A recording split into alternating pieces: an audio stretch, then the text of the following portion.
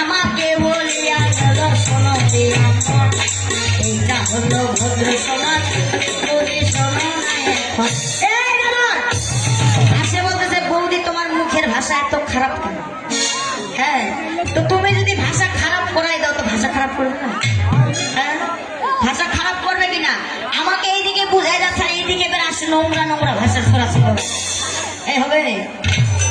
একটা কথা বলছি, বলছে নতুন সরকারটা তো বলতে আছে। এখানে বলতেছে কি এর আগের বছরে বিজ্ঞ কবিয়াল শম্পা সরকারের সাথে গান হয়েছে, সে নাকি অপমান হয়ে গেছে শ্রীকৃষ্ণকে পাঠা বলা হচ্ছে। হ্যাঁ, হইতেই পারে, হয়তো তোমার জন্য অপমানটা হয়েছে, তোমার মতো কিছু কিছু সরকারের জন্য রে বাকি সরকারদের সম্মান করে। এই যে আমি আসে বলছি একটা, তুমি শুনতে পাইছো আরেকটা, কারণ এইটাতে প্রমাণ করবে যে তোমরা এক নম্বরে কানে কালা। হ্যাঁ, কয়েকটা শিকা, কয়েকটা ভেড়া, কয়েকটা বাইগন মুখাগ নিয়ে আসছে গান বলবে তাতে সরকার। তুমি যে একটা বিজ্ঞ সরকার তোমার মাথায় নাই যে কোথায় কেমন গান গাইতে হয়, কিরকম চলতে হয়? হ্যাঁ, এই নিজেকে কি মনে করো রে? হ্যাঁ, এই নিজেকে কি মনে করো? গর্ববতী না, এরা নিজেকে নিয়ে গর্ববোধ করে। গর্ববতী না, নিজেকে বড় বলতেছে। নিজে যাবে বড় বলে বড় সে তো নয়, ওরে নিজে যাবে বড় বলে বড় সে তো নয়, দেবর লোকে যাবে বড় বলে বড় সে তো হয়। যেমন বেশি ভালো না বলো না, ভালো না বেশি ভালো না, ওই যে বেশি ভালো না বলো না, সব না বেশি ভালো না, আবার বেশি ভালো নাই উজ্জ্বল জমি বেশি ভালো না। ভালো বাবা, তোমার বাতাসে ভাঙে না, যেমন বড় বৃক্ষ হইলে তোমার বাতাসে ভাঙে না, আবার বেশি ছোট হইলে তো ছাগলের কাছে যাও। বড় জাম বড় আরো বড় বেল, ওই যে এত জিনিস থাকতে কেন সরিষার ভিতর কেন মা? ছোট জিনিস কানের ভিতর কেমন করে তেল হয়? আর সরিষার তেলটা কতবারই কার্যকর বাবা, সব জায়গাতে সরিষার তেল লাগে। হ্যাঁ, এই আমার ছোট দেবতার বিষয়টা কিরকম জানেন? ওই যে কুরুক্ষেত্রের মাঠে যুদ্ধ করেছে, যুদ্ধ করতে করতে একদিন এমন হাফসি গেছে, হাফসি লাইয়া একটা গাছের ছাওয়াটাই বসেছে, যে রোদ যে গরম গাছের ছাওয়া যাই বসেছে, তো উপর দিকে তাকাই দেখাছে বাবা যে একটা বড় জলপাই গাছ, সেই জলপাই গাছটা জলপাইটা কত কতটা থাকবে, এতটুকু এতটুকু। হ্যাঁ, আমার নিচের মধ্যে তাকাই দেখতেছে যে একটা বড় তরমুজের ক্ষেত, তরমুজের গাছগুলো ছোট হয় না মাটিতে, আর চারা দিলে চারা, এখন বড় বড় তরমুজ দেখে করতেছে, ইস এগুলা ভগবানের সৃষ্টি, এগুলা ভগবানের মানান, এই বড় গাছটা যদি বড় ফলটা দিত আর এই ছোট গাছটাতে যদি ছোট ছোট ফলগুলা দিত তাহলে না মানাইতো, এটা বড় মানাইছে সৃষ্টিকর্তারাকে নজরও বলতে হয়। হ্যাঁ, তোর এইভাবে কিছুক্ষণ বসে থাকতে থাকতে যখন একটা মাথার মধ্যে জলপাই টাকরা শুরু করছে, বাপ রে বাপ, এইটুকু জিনিসটা পড়ে যেমন মাথাটা ফুলিয়া গেল, একবার ব্যথা শুরু গেল। এখন যদি এই বড় জিনিসটা আমরা দেখি মাথা ফুললে এখন আমি পটল গুলো বাগানে উঠবো। হ্যাঁ, তো তন্ত্রী এরকম সৃষ্টিকর্তা যেটা সৃষ্টি করছে ওইটা ওর ভালো লাগে না, মানা হয় না, ওই জন্য বলতে যে বৌদির গান বাজনা ভালো লাগে না, মানে ওর কথা যে আমার বৌদি এইভাবে গাইলে ভালো হইতো, এইভাবে গাইলে ভালো হইতো, মানে আমি যেইভাবে গাইতেছি ওর আর কি মনের মতো হয় না। হ্যাঁ, তো সরিষার ভিতরে তেল বাবা, কাঁঠাল বড় তরমুজ বড়, ওইটাতে সরিষার তেলটা দিত তাহলে একবারে 10 কেজি 12 কেজি, ছোটটাকে কেন দিল? হ্যাঁ, ছোট জিনিসের মানান জানিস রে, ছোট জিনিসের গুণ জানিস? হ্যাঁ, এটা হচ্ছে ধানি মরিচ বীজ ছাতুর পাত, আর যেখানে লাগবে একবার ছাটা জানিস খবর একবার চামড়া উঠে নেব। এই সমাপ্তি সরকারের সাথে যে সরকারের গান হয়, ওই 3 গ্লাস জল খাইয়েছিয়া 3 গ্লাস পানি খাইয়েছি মাই গলা শুনে হ্যাঁ মানে আসি একটা ছোট দেবর বলে ঢিল দিছে না তো ওইটা আমার লাগিয়েছে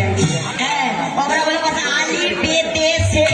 আমরা বলে আসিয়া বলছে আলু লায় বাঁচতে কোথায় বলে আগরতলা কোথায় বলে চকির তলা কোথায় বলে মহারানী কোথায় বলে সুত মারানি এগুলা ভাষা ভালো হ্যাঁ তাই তো প্রশ্ন করিল আমার ওই যে আমি বলে যাই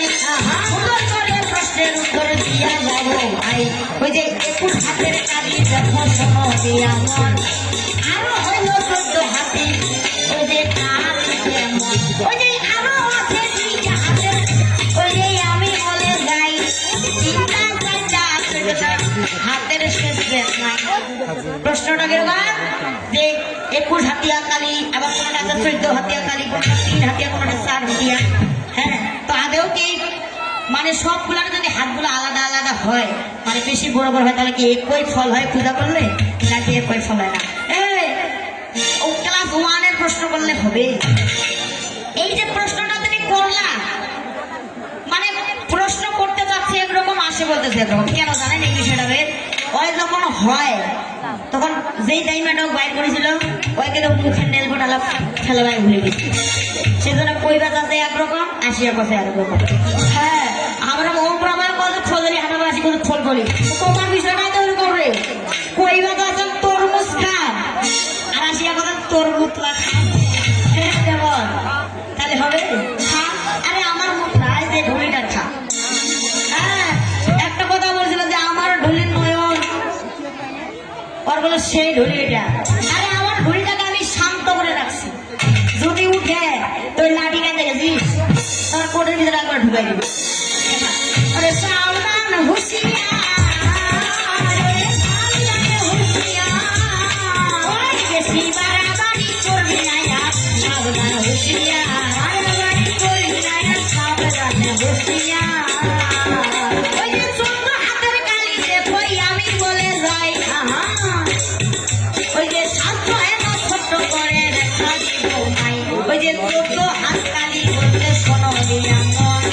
কোন কালিকে বুঝাইতে কোথায় থাকবে মন আমরা কি বলি 14 হাত মানে এই লম্বাটা যেমন 21 হাত মায়ের লম্বাটা কিন্তু না 14 হাতের কালি কাকে বোঝায় জানেন 2টা অসুর ছিল দেখো শোনো দিয়া মন 2 ভাই অত্যাচারী কোথা থাকে মন ওই যে শম্ভু আর শম্ভু আমি বলে যাই ওই যে যারা ছিল মহাকাপি জানেন তো সবাই ওই যে তাদের কেমন করার লাগি শোনো দিয়া মন ওই যে মা কালীরা গঞ্জিকা হইয়া কেমন ওই যে বোধ করিবার লাগিয়া দেখো আমি বলে যাই ওই যে অত হাতে নিয়ে মা দৌড়াইল হে ভাই কাকে শম্ভু আর নিশুম্ভ 2 ভাই অসুরকে বধ করার জন্য কিন্তু যেখানে কাটিয়া বাবু ওই যে ফেরিয়া দে রে ভাই ওই যে যেখানে কাটিয়া বাবু ফেরিয়া দে রে ভাই ওই যে সেখান থেকে রক্ত বীজের সৃষ্টি হয়ে যায় কিসের ওই শম্ভু নিশুম্ভকে যেখানে কাট দিতেছিল মা তার অস্ত্র দিয়ে সে রক্তগুলা যখন মাটিতে পড়তো সেখান থেকে সৃষ্টি হয়ে যায় তো কি রক্ত বীজে মানে অসুর জন্ম নিতেই আছে যতই তাদেরকে বধ করতেছে তাদের রক্ত যতই মাটিতে পড়ছে ততই বাড়তেই আছে হ্যাঁ তো সেই তখন মা কি করেছিল ওই যে 2 খানা হাত দিয়ে কবুল হবে নাই ওই যে 2 খানা হাত দিয়ে কবুল হবে নাই মনে মনে মায়ের মাথায় চিন্তায় আসলো ওই যে 14 খানা হাত যখন বার করিয়া দিল ওই যে 14 হাত দিয়া কি 2টা হাত দিয়ে হবে 2 ভাইকে মারা সম্ভব আবার যতই মারতেছে ততই অসুরের জন্য তখন 14টা হাত মায়ের কি হয়েছিল সৃষ্টি হয়ে গেছে 14টা হাত দিয়ে 4 দিকে কিবা করে তাদেরকে মেরেছিল আর সেই 14 হাতে কালি বলতে আমরা 14টা লম্বাটাকে বুঝাই না বোঝাই ছোটই সেই 14 হাতিয়া কালী মা এখন হয়ে গেছে কি 4 হাতে কেন জানেন কারণ এটার মধ্যে রয়েছে ধর্ম অর্থ কাম মোক্ষ এই 14 গুণ মিলে এই মায়ের এই যে রূপখান তৈরি আর এই যে 21 হাতের কথা বলি ওই যে 21 হাতের কালী দেখো আমি বলে যাই এইটা কালী খুঁজিলে মা কি হবে হায় এটা কালি করি আমরা শোনো দিয়া মন, এটাই আঞ্চলিক যুগের কথা শুনি যেমন। এটা কোনো শাস্ত্রে পাইলাম না যে কোনো পার্থক্য আছে বা এই আছে সেই আছে, একবারে সোজা উত্তর। এই মায়ের আমরা পূজা করতেছি কি 21 হাতিয়া কালী পূজা করতেছি, এই যে সবাই মিলে যে সবার মনের আশা নিয়ে লাখ লাখ কোটি কোটি টাকা ফুরাই দিয়ে যে অনুষ্ঠানটা তৈরি হয়েছে এখানে মায়ের পূজা নাকি, এটা কি এমনিতেই বাবা বেফায়দা করতেছি না, সবারই মনে একটা করে আশা আছে। মায়ের প্রসাদের জন্য যখন টাকা দিতেছে জরিমানা কিসের জন্য, অবশ্যই কারো মানত আছে, মনের বাসনা আছে বলেই, এবং কেউ মানত করেছে, সবাই মানত করে বলে আমরা মনে করি যে কালী যত বড় হবে তত তার গুণ ভালো হবে, এটা আমরাই করে থাকি, এটার কোনো ফল আলাদা হয় না। তোমার ক্লিয়ারে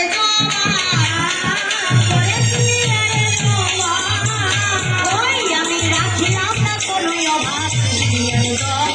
রাখিলাম না কোনো অভাব।